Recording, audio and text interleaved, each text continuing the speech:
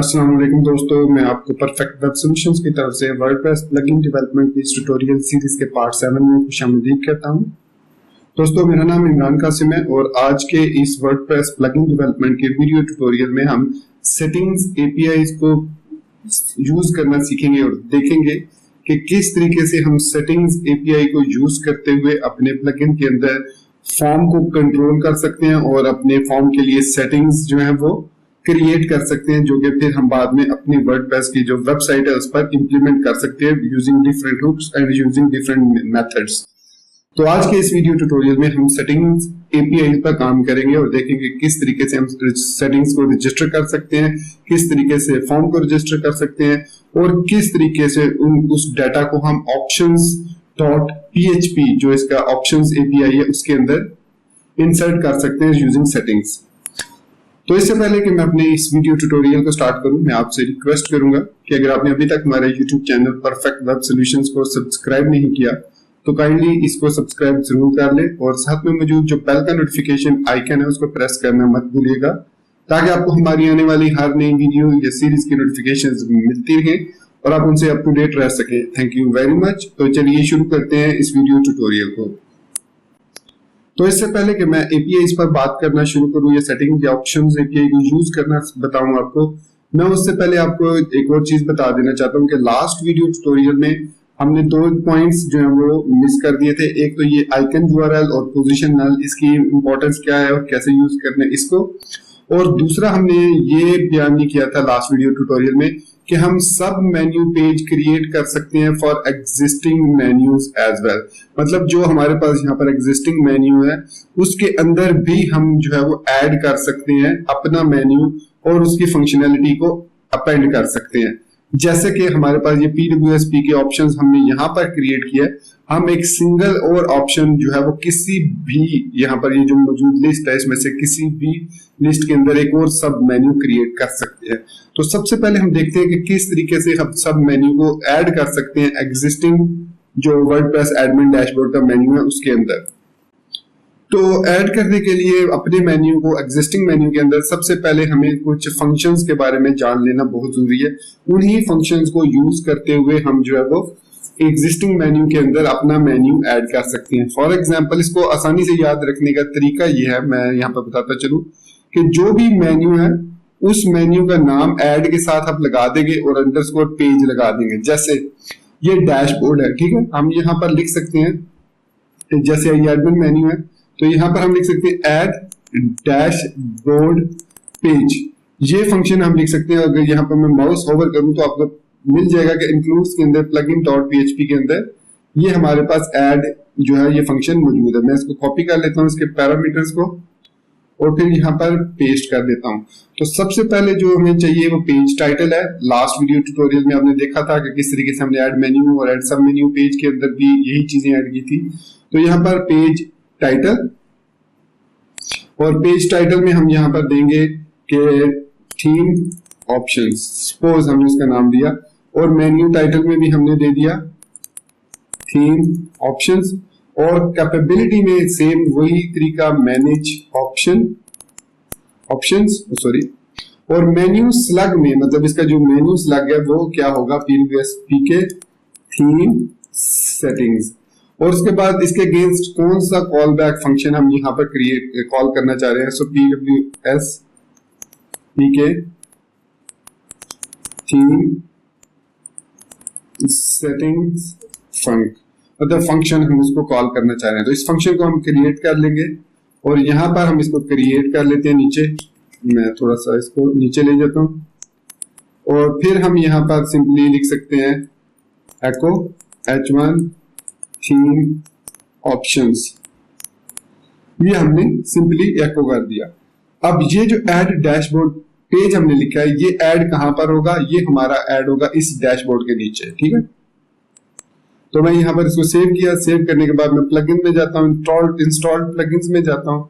तो ये हमारा प्लगइन जो है ऑलरेडी एक्टिवेटेड है। तो अभी आप देखेंगे कि हम जब डैशबोर्ड पे जाएंगे तो डैशबोर्ड के अंदर यहाँ पर अब आप देख सकते हैं थीम ऑप्शंस का जो है ऑप्शन हमें मिल रहा है। अगर मैं इस पर क्लिक करूंगा तो आप ये देख सकते हैं कि यहाँ पर थीम ऑप्शंस आ रहा है जो हमने यहाँ पर ऐड किया था, ये वाला मैसेज, ठीक हो गया।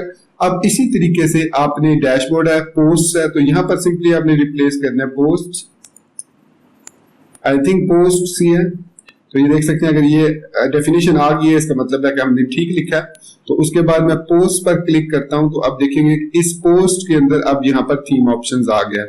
तो इसी तरीके से मीडिया है, पेजेस है, कमेंट्स है, अपीयरेंस है, तो हम यहाँ पर अपीयरेंस को भी ले लेते हैं, लेकिन अपीयरेंस का यहाँ पे ध्यान रखिए कि इसका अपीयरेंस नहीं है, बल्कि इसको जब हम ओपन करते हैं तो theme.themes.php ओपन होती है। तो इसका मतलब है ऐड थीम्स पेज।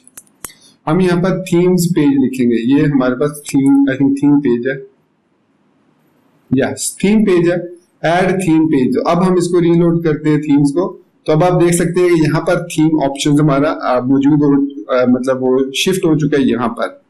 तो इस तरीके से हम जो है वो डिफरेंट अपने जो एग्जिस्टिंग मेन्यूज हैं उनके अंदर, जैसे प्लगइन्स के अंदर भी ऐड कर सकते हैं, यूजर्स टूल्स, अगर हम यहाँ पर टूल्स दे देते हैं तो टूल्स पेज पे, अगर यहाँ पर मैं टूल पेज होगा आई थिंक,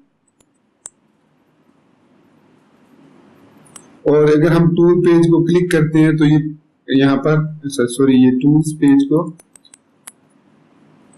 तो यहाँ पर हमारे पास है आई थिंक ऑप्शंस पेज है ये। अगर हम ऑप्शंस पेज लिखते हैं तो यहाँ पर टूल्स के अंदर, बल्कि ये सेटिंग्स के अंदर चला गया, और इसके अंदर ऑप्शंस पेज के अंदर अगर यहाँ पर हम देखें तो पेज टाइटल, मेन्यू सेलेक्ट, और उसके बाद इसका यही फंक्शन है, और इसके अलावा इसमें ऐड मैनेजमेंट है।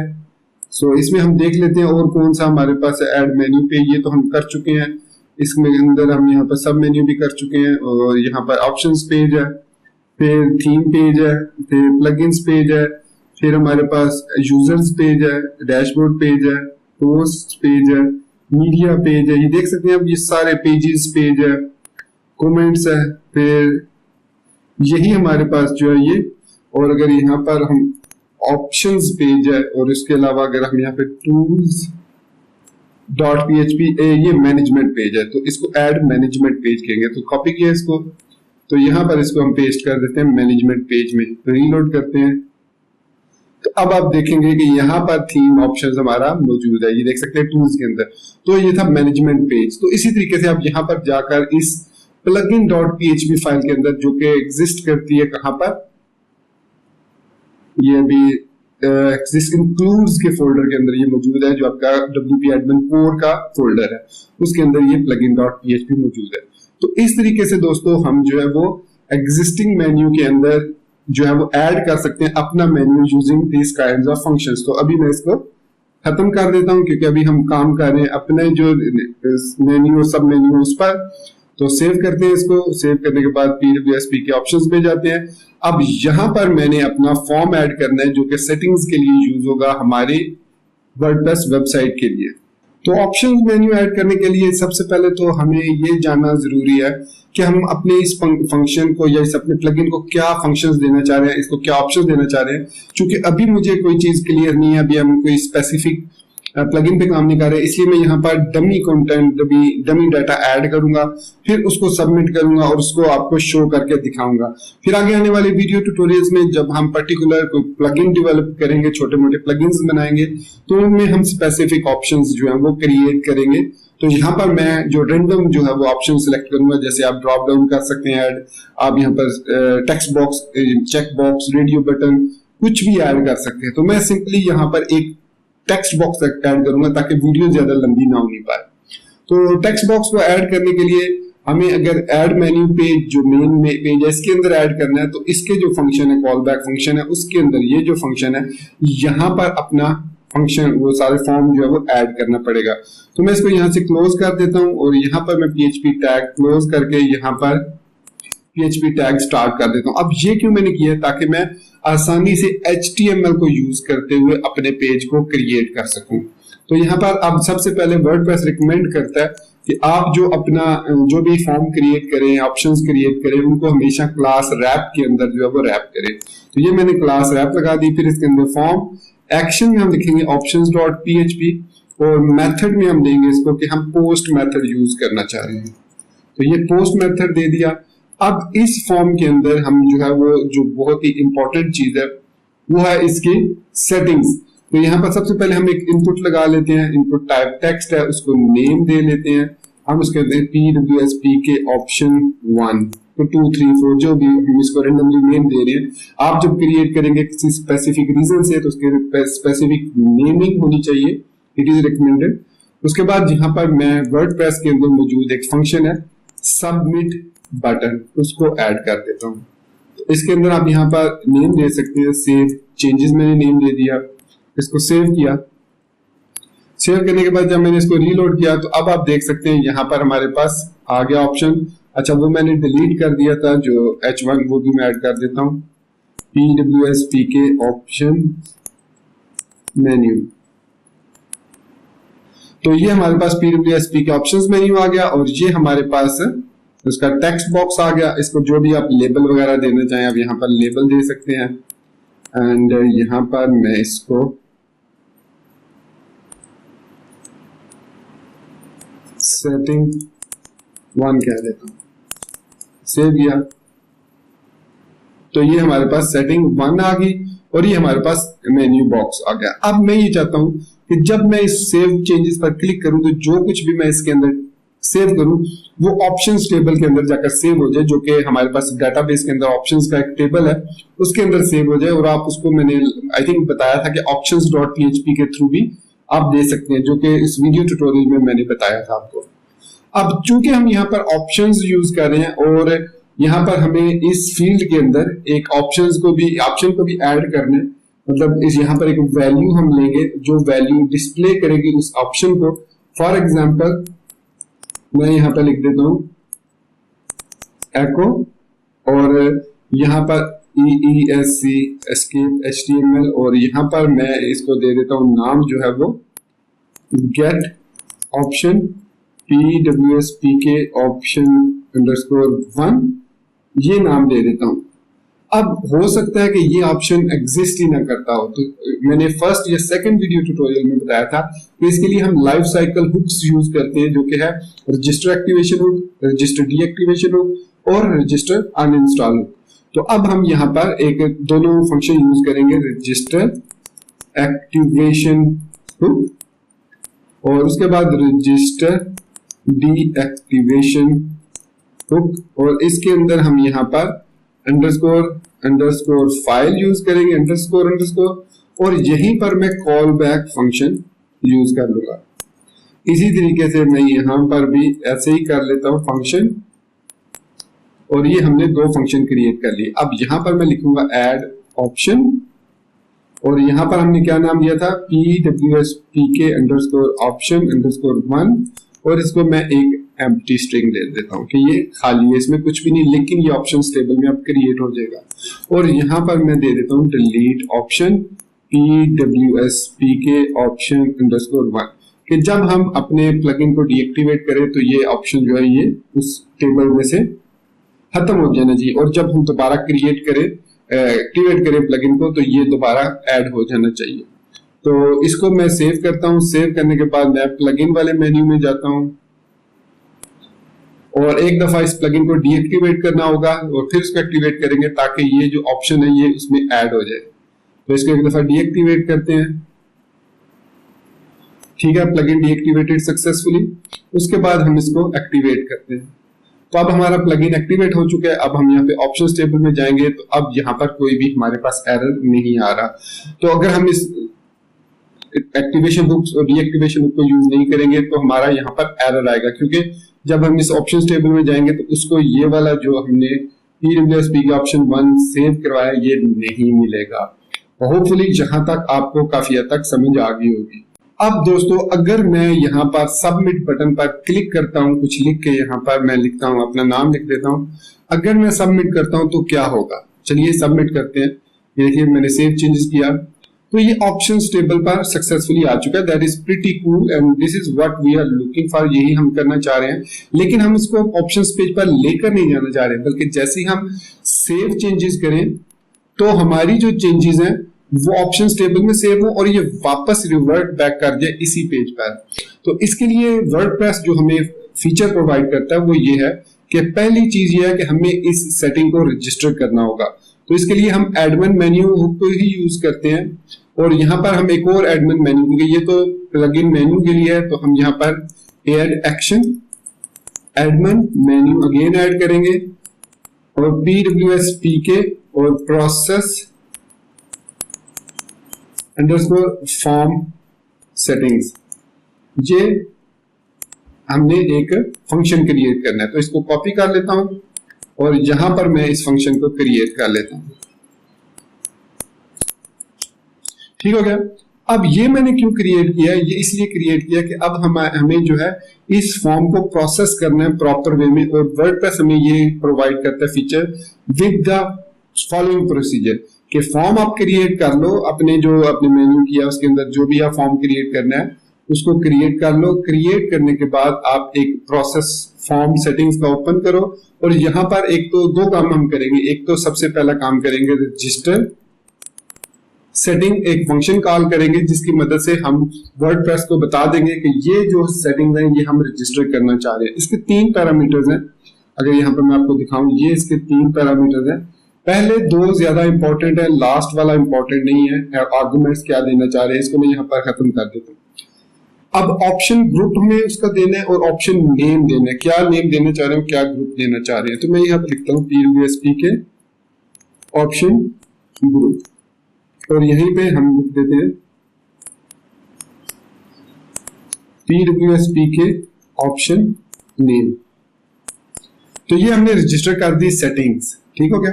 अब इस रजिस्टर सेटिंग को हमने यहाँ पर अपने जो टेबल है इसके अंदर कॉल करना है। तो इसके लिए हमारे पास यहाँ पर फंक्शन है सेटिंग फील्ड्स का।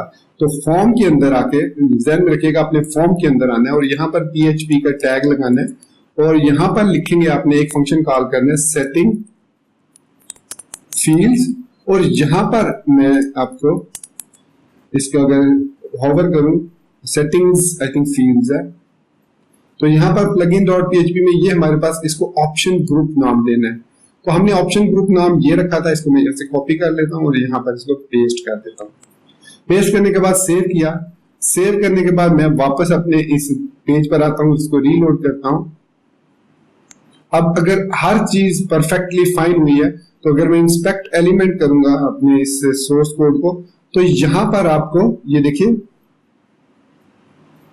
सॉरी, ये देख सकते हैं ये फॉर्म में 3-4 जो है हिडन फील्ड्स एक्स्ट्रा मिल रही है। Hidden field option page, pwspk option group, फिर हिडन एक्शन अपडेट, फिर आपको हिडन wp नॉन्स फील्ड जो कि एक्सेस प्रोटेक्शन के लिए, और फिर उसके बाद wp http रेफरर कि इसको कौन सा जो है मेन्यू रेफर कर रहा है। तो अब अगर मैं इसको सेव करता हूं तो इसको चाहिए कि ये वापस इसी पेज पर रिटर्न हो, ऑप्शंस पेज पर ना जाए। तो ये देखा दोस्तों आपने, मैंने जब इस पर क्लिक किया ये सेटिंग्स में गया और सेटिंग अपडेटेड जो है आप देख सकते हैं settings dash updated is equal to true लिखा हुआ आ रहा है। तो इसका मतलब है कि यहाँ पर मैं अगर जो कुछ भी लिखता हूँ उसको सेव करता हूँ तो वो अब इसको मैंने अपने प्लगइन के अंदर एक्सेस करके ऑप्शंस टेबल के अंदर सेव करना है। तो वो कहां पर होगा, चलिए वो भी देख लेते हैं। तो ऑप्शंस टेबल के अंदर सेव करने के लिए हमने यहाँ पर एक अलग से फंक्शन क्रिएट किया है एडमिन मेन्यू के बाद pwspk प्रोसेस फॉर्म सेटिंग्स। ठीक हो गया। तो इस फॉर्म के अंदर जहां पर हमने रजिस्टर सेटिंग की है इसी के अंदर हम जो फॉर्म को प्रोसेस भी कर सकते हैं। वो कैसे, हम यहां पर लिखेंगे if is set $_post into action. आपको मैंने दिखाया था कि इसके अंदर हमारे पास यहाँ पर एक एक्शन हिडन फील्ड क्रिएट होती है, ये वाली, इसको हम चेक करें कि ये एग्जिस्ट करती है या नहीं करती। इसके अलावा wp नॉन्स फील्ड को भी हम डिटेक्ट कर सकते हैं। आगे चल के हम कस्टम नॉन्स फील्ड के बारे में भी सीखेंगे, किस तरीके से हम कस्टम नॉन्स फील्ड ऐड करके उसको वेरीफाई भी करवा सकते हैं कि आया वो वैलिड नॉन्स फील्ड है भी या नहीं। फिलहाल हम ये लिख रहे हैं is set post action and यहाँ पर हम एक और चीज लिखेंगे एंड करंट यूजर कैन। अब ये एक अलग से फंक्शन है, ये चेक करता है कि जो करंट यूजर लॉग्ड इन है क्या वो सर्टेन रोल उसको असाइन है या सर्टेन परमिशंस उसको अलाउड है या नहीं। कौन सी परमिशंस, मैनेज ऑप्शंस, मतलब अगर तो करंट यूजर मैनेज कर सकते ऑप्शंस को, उसको अलाउ है, और एक्शन पोस्ट है तो फिर हमें यहाँ पर सिंपली लिख दे प्रिंट $_ पोस्ट, जो भी हमने वैल्यू लिखी है उसके बाद मैं एग्जिट लिख दूंगा। ये अभी मैं सिर्फ आपको दिखा रहा हूं वैल्यूज। तो मैं इसको एक दफा रीलोड करता हूं पेज को, फिर यहाँ पर मैं अपना नाम लिखता हूँ, फिर सेव चेंजेस करता हूँ। तो आप देखेंगे कि यहाँ पर हमारे पास अब ये सारी फील्ड्स आ चुकी हैं और यहाँ पर देख सकते हैं PWS PK underscore option underscore 1 और उसकी जो भी वैल्यू है वो यहाँ पर आ चुकी है और सबमिट का बटन सेव चेंजेस भी आ चुका है। इसका मतलब है कि अब यहाँ पर हम सबसे पहले एग्जिस्टिंग ऑप्शन को गेट करेंगे, लेकिन चूंकि वो हमने रजिस्टर एक्टिवेशन बुक के थ्रू ऑलरेडी रजिस्टर किया हुआ, तो यहाँ पर हम सिंपली लिख सकते हैं update option PWS PK underscore option underscore 1 comma, अब यहाँ पर सैनिटाइज हमने फील्ड को करना है, सो सैनिटाइज टेक्स्ट फील्ड। ये वर्डप्रेस के अंदर बिल्ट इन फंक्शन है जो कि सैनिटाइज करता है टेक्स्ट फील्ड को, ये आप देख सकते हैं सैनिटाइज करता है टेक्स्ट फील्ड को।